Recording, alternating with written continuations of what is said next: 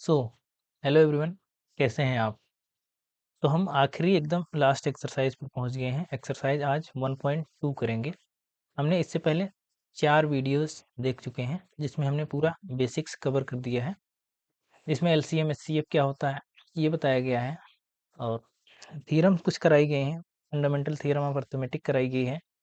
Then उसके बाद बहुत सारे हमने क्वेश्चंस इसमें लगाए हैं, बहुत सारे अच्छे सवाल इसमें हमने लगाए हैं 4 वीडियोज़ में। अगर आप नहीं देखे हैं तो जाके देख सकते हैं। उसमें पूरा बेसिक्स बताया गया है, हर चीज़, मल्टीपल फैक्टर, इंटीजर, बाकी सब, नेचुरल नंबर क्या होते हैं, होल नंबर क्या होते हैं, इंटीजर क्या होते हैं। यहाँ से हमने शुरू किया है, फिर मल्टीपल क्या होते हैं, फैक्टर क्या होते हैं, देन एलसीएम क्या होता है, एचसीएफ क्या होता है, उससे रिलेटेड फिर क्वेश्चंस कैसे करते हैं, सारे कुछ इसमें कराए गए हैं इन 4 वीडियोज़ में। आप जाके पीछे देख सकते हैं। तो आज जो दूसरा पोर्शन है इसी एक्सरसाइज का, या इसी चैप्टर का जो दूसरी एक्सरसाइज है, जो इरेशनल नंबर्स होते हैं उसको प्रूव कैसे करते हैं ये हम देखने वाले हैं। जैसे रूट 2 पूछ लेता है, रूट 3 पूछ लेता है कि प्रूव करिए कि ये इरेशनल नंबर्स हैं। आज हम यही इसमें देखेंगे कि कैसे करते हैं। तो चलिए शुरू करते हैं। सबसे पहले हम रेशनल नंबर समझते हैं। इरेशनल नंबर्स क्या होते हैं? रेशनल नंबर्स, सारे नंबर्स अब आपको याद आ जाने चाहिए कि नेचुरल नंबर क्या होता है, होल नंबर क्या होता है, इंटीजर क्या होता है। ये सारे नंबर्स आपको याद आ जाने चाहिए। देन उसके बाद हम रेशनल नंबर्स पर आ रहे हैं कि रेशनल नंबर्स होते क्या हैं। देखिए, रेशनल नंबर्स वो होते हैं the number which can be expressed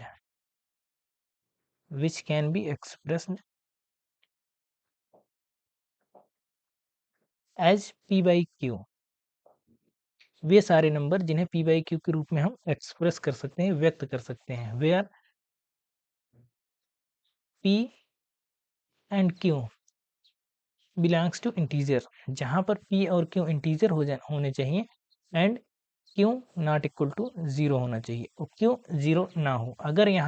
अगर किसी भी नंबर में ये शर्त पूरी हो रही है तब हम कहेंगे कि वो नंबर रेशनल नंबर है। तो वो सारे नंबर जिन्हें p बाई क्यू के रूप में लिखा जा सके, जहाँ p q इंटीजर हो और q 0 ना हो, सारे नंबर्स रेशनल नंबर्स कहलाएंगे। जैसे 2 है तो 2 को क्या लिखा जा सकता है, 2/1 के रूप में लिखा जा सकता है, तो ये रेशनल नंबर है। जैसे 1/3 है तो इसको लिखा जा सकता है, ये पी बाई क्यू के रूप में पहले से ही पी बाई क्यू के रूप में क्यू नॉन जीरो है, तो ये भी क्या है, ये रेशनल नंबर्स है, ये रेशनल नंबर है। तो सारे नेचुरल नंबर्स जो हमने पढ़े हैं पहली वीडियो में, याद करिए, सारे नेचुरल नंबर्स ये क्या है, ये रेशनल नंबर्स हैं। हाँ, रेशनल नंबर्स हैं, सबको पी बाई क्यू के रूप में लिखा जा सकता है। सारे होल नंबर्स भी पढ़े थे हमने, क्या होता है होल नंबर्स, 0 1 2 डॉट डॉट, ये भी सारे क्या हैं, रेशनल नंबर्स हैं। इसके बाद हमने पढ़ा था इंटीजर्स। इंटीजर्स क्या होते हैं, डॉट डॉट डॉट, -2 -1 0 1 2 3 ऐसे करके, फिर डॉट डॉट। तो ये सारे नंबर्स क्या हैं, ये सारे नंबर्स भी ये रेशनल नंबर्स हैं। तो रेशनल नंबर्स बहुत बड़ा है, सारे नंबर्स रेशनल नंबर्स में आते हैं। तो रेशनल नंबर्स भी इनफाइनाइट होता है, सारे नेचुरल नंबर हो गया, होल नंबर हो गया, इंटीजर हो गया, तो सब रेशनल नंबर्स में ही आते हैं। खैर, हमें यहाँ बहुत डिटेल में नहीं जाना है, डिटेल हम पढ़ चुके हैं, पहले ही पढ़ चुके हैं। रेशनल नंबर्स कैसे क्या होता है 9th में ही पढ़ चुके हैं इसको। तो केवल समझा रहे हैं आपको कि रेशनल नंबर समझेंगे कैसे। हमारा मेन काम यहाँ इरेशनल नंबर्स को समझना है, उसको प्रूव करना है। तो अब आते हैं कि इरेशनल नंबर्स क्या होते हैं, इसमें कर लेते हैं इरेशनल नंबर्स क्या होते हैं। देखिए, इरेशनल नंबर्स वो होते हैं जो नंबर्स, इसकी कोई अलग से डिफिनेशन नहीं है, तो जो नंबर रेशनल नहीं होंगे, जो नंबर रेशनल नहीं होंगे उसको बोलेंगे इरेशनल नंबर है, नॉट रेशनल। जो रेशनल नहीं होंगे उसको बोलेंगे कि इरेशनल नंबर है। इसकी कोई अलग से डिफिनेशन नहीं है कि हम उसको अलग से नहीं डिफाइन करेंगे। हम चेक करेंगे, अगर रेशनल है तो ठीक है, रेशनल कह देंगे, और अगर रेशनल नहीं है तो कह देंगे कि वो नंबर इरेशनल है। बस इतना सिंपल सा चीज ध्यान में रखना है। ठीक, समझ में आ गया। बाकी आप काम कर चुके हैं रेशनल नंबर्स पर, बहुत काम कर चुके हैं 9th में, कि हमको दो नंबर्स मिल जाते हैं तो उसके बीच में बताना होता है, इसके बीच में कितने होते हैं, इनफाइनाइट रेशनल नंबर्स होते हैं ना, वो निकालने का तरीका भी हमने सीखा है।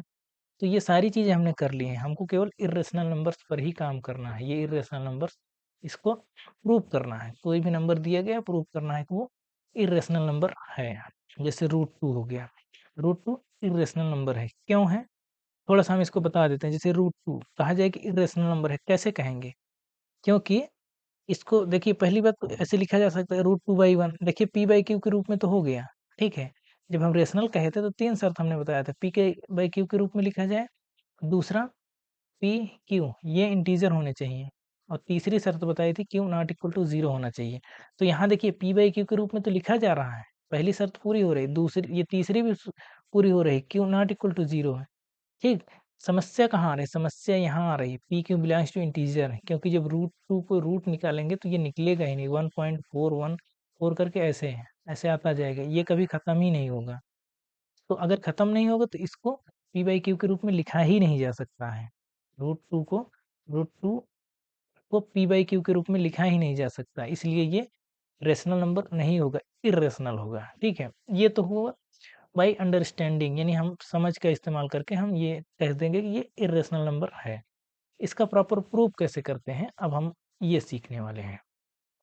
जैसे इसमें वो करने से पहले हमको ये छोटी सी थ्योरम ध्यान में रखनी होगी। थ्योरम कह रहा है कि let p be a prime number if p divides a square then p divides a where a is a positive integer. कह रहा है कि p, अगर p a स्क्वायर को डिवाइड कर रहा है, यानी a स्क्वायर को अगर p डिवाइड कर रहा है, तो ये इम्प्लाई करेगा कि a को भी डिवाइड करेगा p, ये कह रहा है। थ्योरम यही है कि अगर कोई नंबर है a स्क्वायर, उसको अगर p डिवाइड कर रहा है, p डिवाइड कर रहा है, अगर p divide a square, then ये कह रहा है कि p डिवाइड, ये डिवाइड है, p डिवाइड a, तो a को भी डिवाइड करेगा, ये थ्योरम कह रही है। इसका प्रूफ हम यहाँ नहीं देंगे, प्रूफ बहुत इंपॉर्टेंट नहीं है, बहुत बोरिंग सा है, ठीक है, ना ही पेपर में प्रूफ पूछा जाता है। तो आपको केवल स्टेटमेंट याद रखना है, स्टेटमेंट ऐसे ही याद रखना है कि अगर कोई नंबर p है जो a स्क्वायर को डिवाइड कर रहा है, तो p जो है a को भी डिवाइड करेगा। बस इतनी छोटी सी बात आपको ध्यान में रखना है। सीधे हम एक्सरसाइज लगाते हैं। देखिए, √2 वाला तो बहुत दिया गया है, ये यहाँ भी दिया गया, बुक में भी दिया गया है, तो आप वहाँ से भी कर सकते हैं कि √2 प्रूव करिए कि इर्रेशनल नंबर है। लगभग हर जगह √2 √3 ये दिया ही रहता है। हम सीधे एक्सरसाइज में जो √5 दिया है वहाँ से शुरू करेंगे। कह रहा है कि √5 इज इर्रेशनल नंबर, इसको प्रूव करना है, इर्रेशनल, इसको प्रूव करना है, ठीक है। तो हम सीधे यहीं से चलते हैं कि √5 को इर्रेशनल कैसे प्रूव करेंगे। इसको जब हम प्रूव करते हैं ना, इसमें जो हम तरीका इस्तेमाल करते हैं वो कंट्राडिक्शन मेथड हम इस्तेमाल करते हैं। कंट्राडिक्शन, कंट्राडिक्शन यानी होता है कि विरोधाभास, यानी जो दिया रहता है उसका उल्टा हम मानते हैं, उसका उल्टा जब मानते हैं तो कुछ उसके उलट रिजल्ट आता है, तब हम कहते हैं कि हमारी एजम्पशन ही गलत थी। इस तरह से हम प्रूव करते हैं। कैसे, हम पूरा डिटेल यहाँ समझेंगे।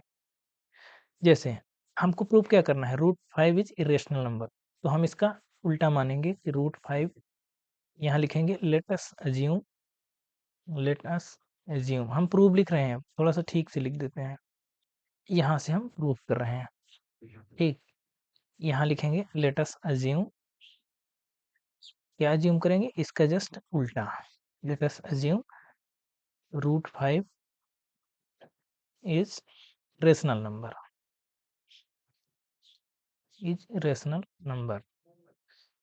हमने मान लिया कि √5 क्या है, रेशनल नंबर है, ठीक है। जो रेशनल नंबर की डिफिनेशन होती है, डिफिनेशन क्या होती है, हर एक रेशनल नंबर को p/q के रूप में लिखा जा सकता है। इसको भी p/q के रूप में लिख सकते हैं, तो a/b लिख सकते हैं आराम से, ठीक है, जहाँ पे b नॉन जीरो है, और यहाँ लिख देते हैं a एंड b आर को प्राइम। यहाँ हम ये ले रहे हैं कि इनके बीच में कॉमन फैक्टर भी नहीं है, ताकि इसमें कोई कॉमन फैक्टर नहीं कि सिंप्लीफिकेशन हमको ना करना पड़े, ठीक है, और सिंप्लीफाई ना करना पड़े। कॉमन फैक्टर मतलब ये जैसे 4/6 है, तो इसको तो क्या लिख सकते हैं, इसको लिख सकते हैं 2/3 ना। तो ये मतलब है कि अब इन दोनों के बीच में कोई कॉमन फैक्टर नहीं है, यानी जितना निकल सकता था हमने निकाल लिया, हमने एकदम सिंपलेस्ट फॉर्म में लिया है, ये इसका मतलब है, ठीक। A and b are coprime, coprime यानी इसके बीच में कोई कॉमन फैक्टर नहीं है, and b not equal to 0। ये तो डिफिनेशन से क्लियर है। अब क्या करेंगे, squaring both side, on squaring both side, दोनों तरफ का स्क्वायर कर दीजिए, स्क्वायरिंग बोथ साइड्स। तो यहाँ का स्क्वायर करेंगे, क्या आएगा 5 आएगा, और यहाँ क्या आएगा ए स्क्वायर अपॉन बी स्क्वायर। इसको और क्या लिख सकते हैं, 5 को उधर अगर कर देंगे या 5 के साथ बी स्क्वायर कर देंगे, 5b square equal to a square लिखा जा सकता है, या इसको लिखा जा सकता है b square equal to a square upon 5। यहाँ से अब ध्यान से देखिए, यहाँ से ध्यान से अगर आप देख रहे हैं, इसको यहाँ लिख देते हैं क्योंकि यहाँ पे पूरा आएगा नहीं। कितना आया, b square equal to a square upon 5। अब अगर ध्यान से देखिए, 5 डिवाइड कर रहा है ए स्क्वायर से, 5 डिवाइड्स ए स्क्वायर, देखिए 5 ए स्क्वायर को डिवाइड कर रहा है ना, तभी हम लिखे हैं ए स्क्वायर अपॉन 5, 5 डिवाइड ए स्क्वायर। देन अभी हम थ्योरम से क्या सीख के आए हैं कि अगर अगर p डिवाइड्स, सॉरी, अभी हम यहाँ देख के आए हैं कि if p divide A square, तो ये इम्प्लाई करेगा p डिवाइड ए, p डिवाइड ए, ये इम्प्लाई करेगा ना, तो हम यहाँ से लिख सकते हैं देन 5 डिवाइड ए, ठीक, इतना लिख सकते हैं। मान लेते हैं अगर डिवाइड कर रहा है तो इसको ऐसे लिख सकते हैं, अगर डिवाइड कर रहा है इसको तो इसको ऐसे लिख सकते हैं ना, सपोज कर लीजिए कि कोई नंबर मिल रहा है, यानी अगर हम डिवाइड कर रहे हैं तो मान लीजिए कि p टाइम्स ये जा रहा है, जैसे a इक्वल टू 5p, तो उसके मल्टीपल के रूप में लिखा जा सकता है।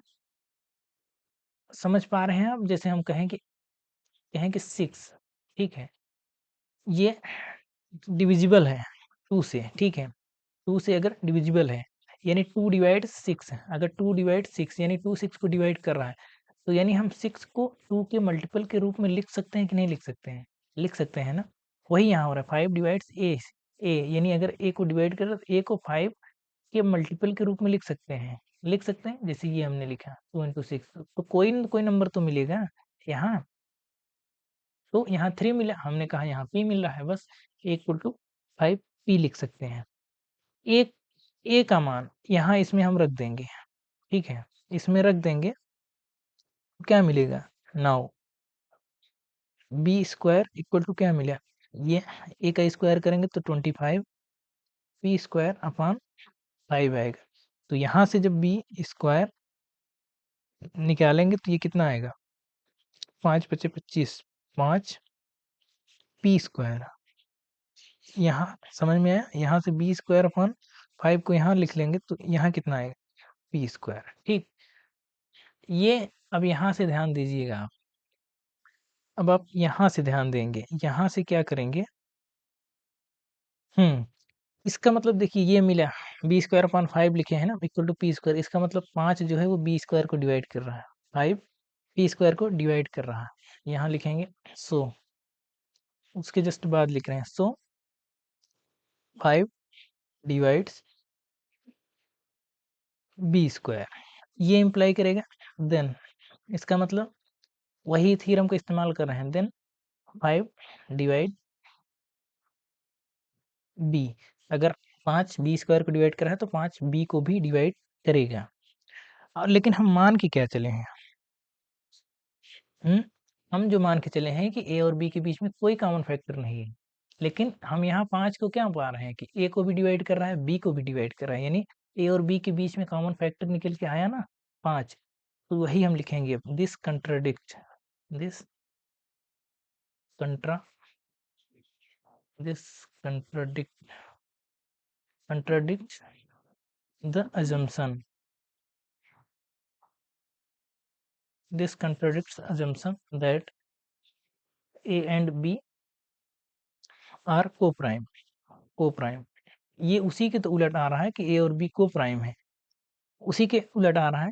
ये एजम कंट्राडिक्शन इसलिए आ रहा है क्योंकि हमने रॉन्ग अजम्पशन माना है, तो इसका मतलब हम लिखेंगे सो, इसलिए root five is an irrational number, सीधे सीधे अब लिख देंगे हम, क्योंकि उसी की वजह से आ रहा है, क्योंकि हमने उसको उल्टा ही मान लिया था, √5 को हमने रेशनल मान लिया था, इसीलिए ये सब सारे रिजल्ट उल्टे आ रहे थे। तो उसी को हमने ठीक कर लिया, इसका मतलब है कि 5 जो है वो इरेशनल नंबर है, अपरिमेय संख्या है।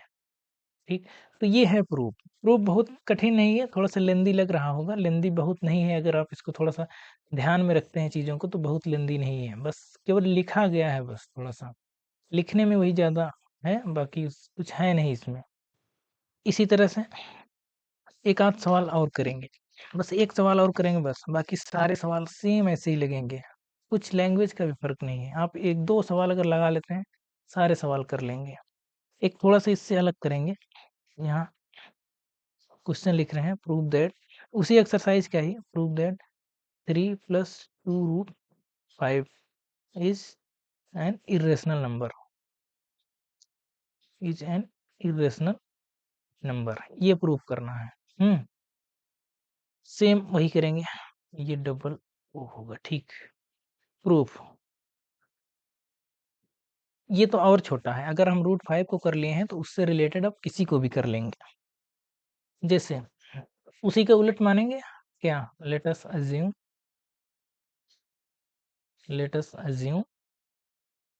क्या अज्यूम करना है, 3 + 2√5 इज अ रेशनल नंबर, इसको हमने रेशनल मान लिया, is a rational number.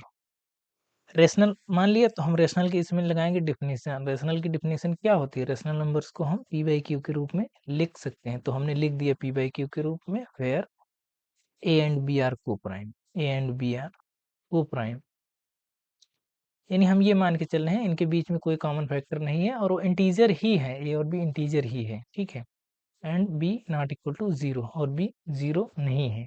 B 0 क्यों नहीं होता है, ये होमवर्क है, आप बताएंगे कि बी 0 क्यों नहीं हो सकता, ये होमवर्क है, कमेंट में आप बताएंगे करके कि बी को हम 0 क्यों नहीं कह सकते हैं, ठीक है। तो ये आई होप आप कमेंट में करके बताएंगे हमको। अब देखिए इतना हो गया, on squaring both side, same वही काम करेंगे, ऑन स्क्वायरिंग बोथ साइड। हालांकि ऐसे स्क्वायर नहीं करेंगे, पहले इसको थोड़ा सा अरेंज करेंगे, नहीं तो रूट खत्म नहीं होगा ना, अगर हम ऐसे स्क्वायर करेंगे तो रूट खत्म नहीं होगा, तो ये चीजें भी ध्यान रखनी है।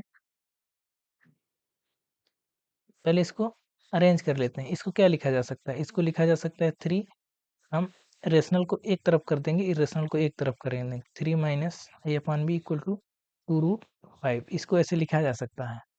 अब इसका हम कर सकते हैं, क्या कर सकते हैं, ये यहाँ माइनस में आएगा, अब यहाँ इसको हम सीधे सीधे लिख सकते हैं, क्या, √5 यहाँ से लिखा जा सकता है, √5 -3/2, ये 2 इधर जाएगा, -3/2 हो जाएगा, अब ये प्लस हो जाएगा, a/2 भी हो जाएगा।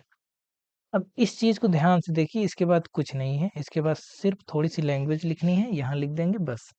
अब इसको थोड़ा सा समझना है, समझना क्या है ये बता रहे हैं, अब कुछ करना ही नहीं है। देखिए √5 है, ये लेफ्ट हैंड साइड में, और राइट हैंड साइड में क्या है, -3/2, तो -3/2 क्या है, एक रेशनल नंबर है, सीधे सीधे दिख रहा है, p/q के रूप में लिखा गया है, p q इंटीजर है और q 0 नहीं है। अब a/b क्या है, a/b अगेन एक क्या है, रेशनल नंबर ही है, हमने खुद ही माना है कि ये रेशनल p/q के रूप में लिखा गया, p/q के रूप में ये लिखा गया है। और 2 क्या है, 2 अगर उसमें मल्टीप्लाई कर देंगे तब भी तो रेशनल नंबर ही बनेगा नीचे, तो ये भी रेशनल नंबर आया, ठीक। तो दो रेशनल नंबर का सम हमेशा क्या आता है, रेशनल नंबर ही आता है, दो रेशनल नंबर का सम हमेशा रेशनल नंबर ही आता है ना, इसका मतलब √5 क्या हो गया, रेशनल नंबर हो गया। सो √5 इज, यहाँ से क्या लिख सकते हैं, is rational number, rational number, यहाँ से तो यही है, क्योंकि दो रेशनल नंबर का सम अगेन रेशनल नंबर ही होता है। लेकिन क्या हम जानते नहीं है क्या, but √5 is an irrational number, या इसको ऐसे लिख सकते हैं, but we know that, but we know that √5 is irrational number, √5 is irrational, हमको तो पता है ना, हमने अभी करके आया देखा है कि √5 क्या होता है, irrational नंबर होता है। ये कंट्राडिक्शन क्यों आ रहा है, दिस कंट्राडिक्शन contradiction arises